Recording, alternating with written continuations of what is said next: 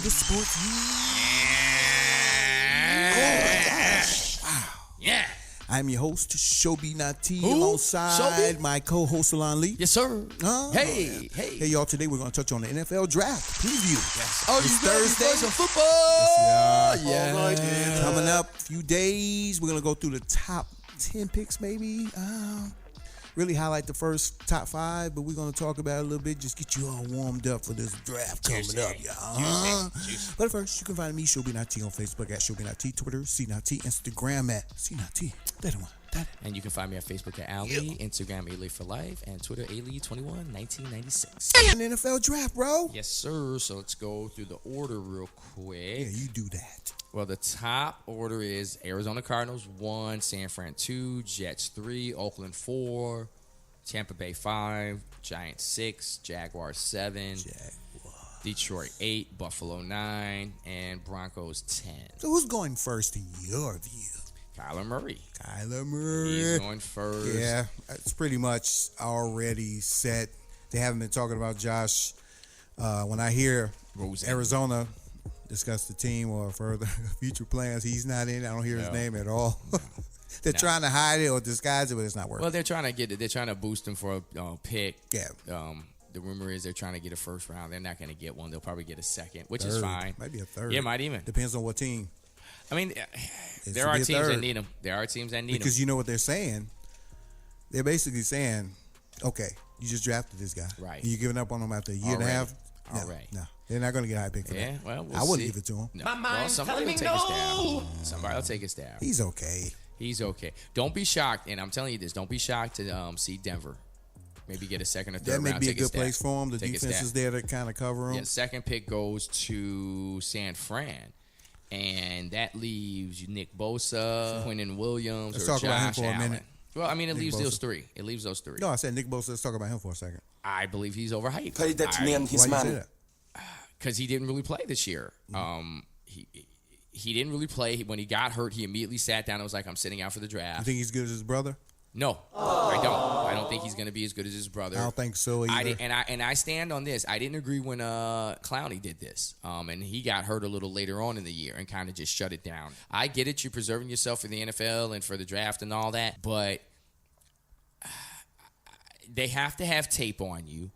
I wouldn't. It's not enough. I wouldn't risk, Especially late in the season or in bowl games or important games, it's not enough. I can't risk a high pick if there's not enough tape. I just can't. So why do you think he's being touted so high when he doesn't have that much tape on him? You tell me, your honest opinion. Honestly, I think he's living off his brother's name. Okay. He's not the kind of franchise-changing edge rusher that I would be at number 2. Mm-hmm. But you can put him at number 2 because San Fran already has a decent D. Right. So he can at least shine. Right. But why is he being touted? Name recognition, and I believe, and also coming from Ohio State, too. But he's just being overhyped. What do you think about the Jets snatching him possibly at number 3, Quinnen Williams? I would grab. He's nice. I would grab. He's nice. I would grab Josh Allen first. You would over Bosa. Then it should be. Hold on. Then who's the order? Then it goes. Then you say the Jets. Yeah. Then the Jets. I could totally see the Jets grabbing Bosa. I could see the Jets grabbing Bosa. And then who's 5? Who's 5? And then Oakland. Or 4. Then you got 4. You got 4. And there's we don't know what they're gonna do. There's no telling. Yeah, because if Arizona doesn't take, they're taking him. I'm just saying. If they didn't, I'm sure Gruden would take a hard look at dude. If Arizona doesn't take him, which I'm not going to say is dumb or not, if they don't take Kyler Murray, I think someone jumps up. You could see Cincinnati jump up. You could see Miami jump up. Now, the pick that you were discussing that was intriguing to me was the first wideout off the board, which is, who is this guy?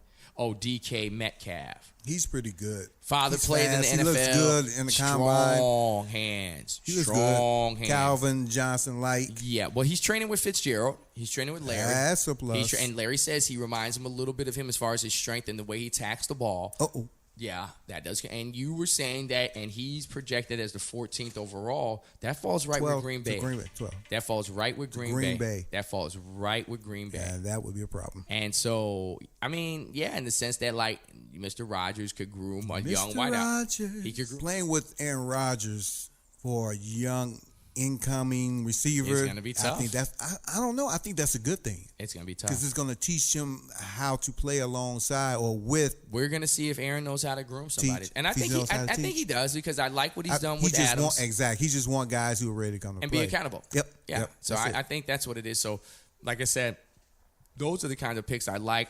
The Bears don't get a pick into the third round, so we won't even really discuss them. No. But really, the picks that I'm really curious about is Jacksonville at 7. Juwan Taylor possibly. I see them getting a linebacker because they lost Fowler to the Rams. They lost Fowler to the Rams, so I could see them getting Fowler. Getting an edge rusher or some kind of. They need a wide receiver. Also. Yeah, now maybe that Metcalf guy was there. Yeah, they need a wide with receiver. Nick Foles. Ooh, yeah. Detroit at 8. They're projected to get a tight end. That's insane. That's not going anywhere. It's not going anywhere. How often do you have to give Matthew Stafford stuff before you realize he's not? He's the problem. At some point, I could see Denver taking him at 10, the wideout. I can see Denver taking him at 10. The first running back off the board, I believe, is the kid from Alabama. Joe Flacco's a little nervous up in Denver. And, well, he should be. Well, not really. He's made enough money. He's had his time. Oh, I'm saying as far as, like, he knows the shit. Josh Jacobs. He knows they got why Josh. him, They got Josh Jacobs at 28. Yeah, I'm going to say he knows this. why they brought him there. It disgusts me the way that they devalue running backs still to this day. Yeah, they really don't understand, man. And I hope that I hope that in the next collective bargaining. And, well, that's his new offense. Well, I hope that the next collective bargaining allows running backs to, like, get shorter contracts. And I talked about this when it comes to the Bears about how they let Jordan Howard go. I'm okay with it, but pick up someone that's adequate.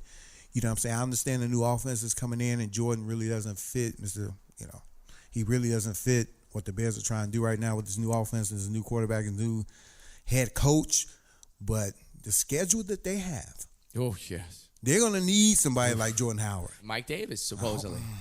We'll see. That's what he's supposed to be. We know what Jordan can do. We'll see. The CTE thing,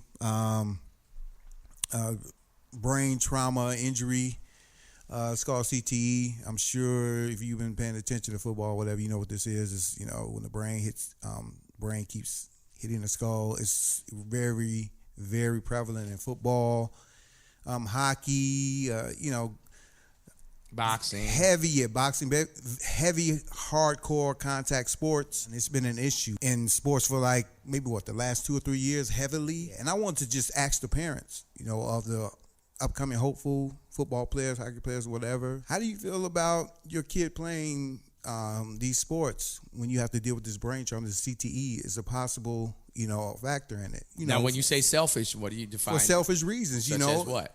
Just wanting your kid to go to help you out or to help your situation out. And the other selfish side of it is, are you going to pull them away from it? Understanding the consequences that come with playing that sport at a high level. Constantly, just banging his head and possibly not remember his name at 40 plus years old. It's a possibility. I don't want to scare people, but I'm just giving you the reality of it.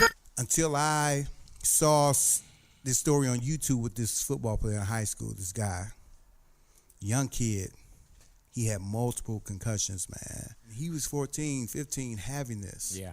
And he was been playing football for like 2 or 3 years. Yeah. Long story short, he had issues with remembering. He's only 15 years old, man. That scared me. Yeah.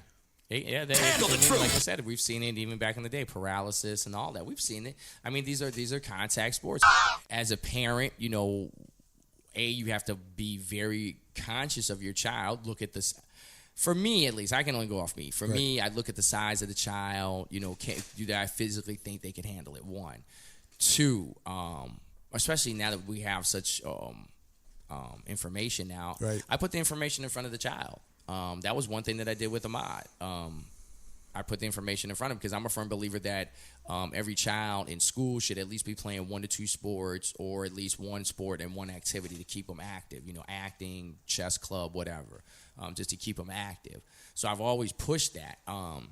So when it came to him, he was watching his stepbrother. Right. And his stepbrother went to play. And I was like, and his stepbrother was like, I think a couple years older than him.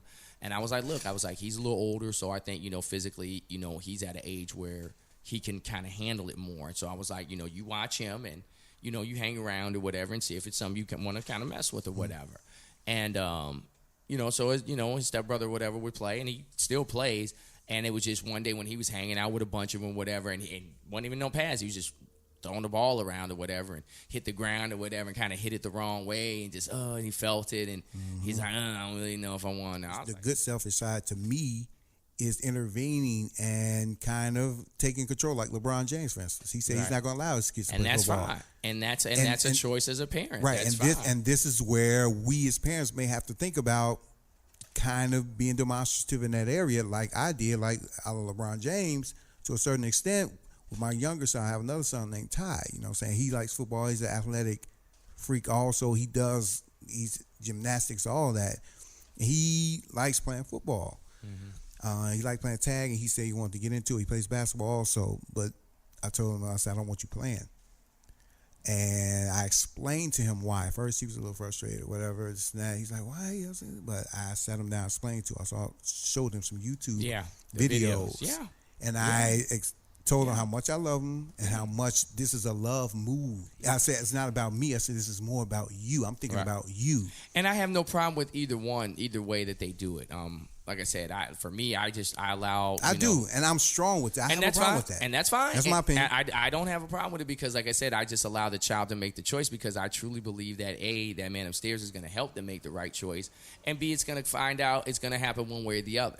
It's just going to happen because if they're not designed for it, it's going to show. It's just going to show. Now, once you inform them and you give them the information, if they say they're willing to take the risk, that's on them. When you listen to a lot of them, over 50, 60% of them, they said if they had to do it all over again, they would do it again. I've heard some that said they wish they would have not done it. I said over 50, 60% of them say they would. They took a poll, and they said if they had to do it all over again, knowing what they know now, they say, yeah, I'd still take the chance. That's so unfortunate. Well, I'm just telling you something, like I said.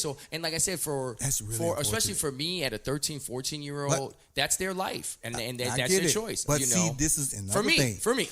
For me. No, I got you. Yeah, for me. But see, when you're that young, you don't know what you're doing. Don't. You feel like you're invincible. And that's why I said a parent stepping in because these kids don't know what they're getting. They just, I want to play football. I just want to play. I want to play. And your version of stepping in is fine for what you're saying. And then I feel like also the way that, I do it, and it's just like you said, and even a portion of what you did, giving them the information and letting them make a choice. It's either way for me. But a lot of them are not, let's be honest, a lot of those kids that age are not going to understand. Oh, they do. No, they're not. Honestly, our kids did. No, I'm just saying a lot of them are not, they're going to go with the feel. I want to play football. But I think you're underestimating. Seeing that one, and I'm just saying that one, and this is what I'm saying too. That one time, we've been blessed, but that one time could be that last time where they can be screwed up for life. But at the same time, we're still putting them in a position when we could have prevented that. I'm just looking at it from both sides. You know what I'm saying? Like I said, either way it's fine. But it's a good question to pose because. And especially now because I'm looking at it now, they're trying to find ways to kind of steer them away from it in the sense like, flag football is now skyrocketed to like over 50, 60% participation where before. We've already talked about how NFL is going to die off at some point because this is, it's going to be more cases of these kids having these issues earlier and earlier.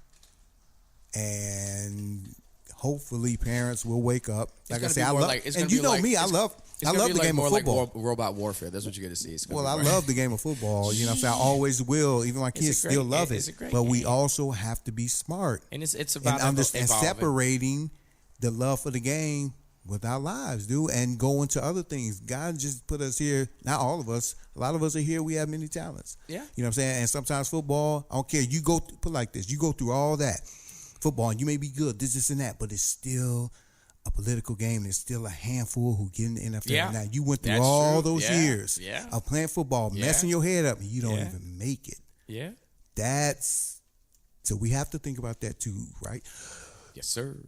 That will conclude our show for this week. I would like to thank you all for listening. Once again, you can find me, Showbe9T on Facebook, at Showbe9T Twitter, C9T Instagram, C9T3130. And you can find me at Facebook, Ali, Instagram, A-Lee for Life, Twitter, A-Lee211996. Hit us up. Peace.